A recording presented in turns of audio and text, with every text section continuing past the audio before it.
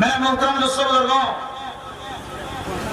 ওয়াজ করা মানে শুধু মানুষের কিছু শিখন আমল করণ ই নয়, এর ভিতরে আরো বহুত কিছু মাসাইল আছে। ঈদের নামাজ, জুমার নামাজ, মানুষ সকলের জুমারে জমা করিয়ে গেলে জমা করতে হয়ে হজ জন মিলি মিলিয়ে 40 জন 30 জন 15 জন মিলে মিলি মিলি জমা করে নেওয়া হইতেছে। আর ঈদের নামাজ ইয়াতে একটু করে লাগে করে নেওয়া হইতো, কিন্তু ঈদের নামাজ মজারতকে হইতে হয়ে ইয়ার একখান ইতিহাস লিখে কিতাব হলা, একখান ফজিলত লিখে হারাম লিখে হয়তো ঈদের নামাজ মসজিদের ভিতরে হলো না তিনারও মাড়ার মাঝে লইলে মুসলমানসকল জমঈয়তের এক জায়গাত বইলে এক জায়গাত যাইরে জুমা ঈদের নামাজ পড়ার নাম আফজল সুন্নাত কিয়া হয়তো মুসলমানসকলের জামাত দিকিরে দুনিয়ার জমিনের মধ্যে মুসলমানসকলের দুশমন যেদুন আছে সারা দুনিয়ায় সমস্ত দুশমনসকলের দিলে মানিয়া নাই না। আল্লাহু আকবার। মুসলমানসকল তো একবার ইত্তেফাক ইত্তেহাদ আছে, এই মুসলমানের সাথে লড়াই করা যায় না। সুবহানাল্লাহ। ইয়া আইয়ুহাল মুহতারাম দোস্তবর্গ,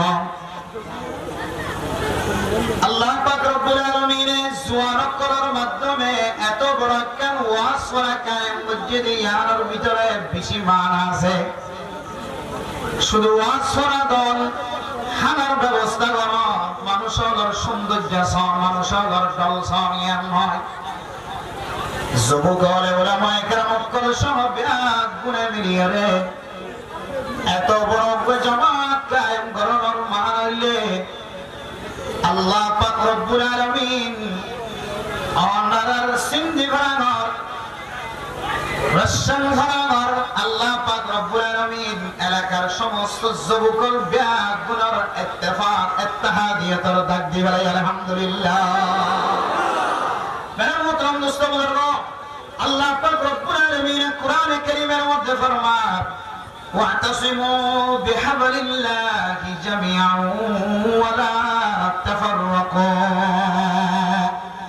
এর অর আয়াতের মধ্যে আল্লাহ ফরমান ইয়া আইয়ুহাল্লাযীনা আমানু তাকুল্লাহা হাক্কা তুকাতিহি ওয়া লা তামুতুন্না ইল্লা ওয়া আনতুম মুসলিমুন। ওয়াতাসিমু বিহাবলিল্লাহি জামিআন।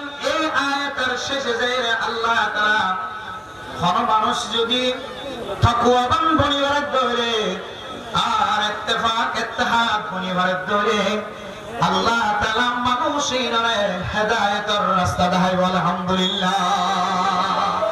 ও দুনিয়ার মুসলমানের ভাইয়া বলবো, আল্লাহ পাক রব্বুল আলামিন জওয়ানার শহর আমি কেসা জওয়ানার ইবাদতের আমি কেসা আল্লাহ বলে খুশি হও।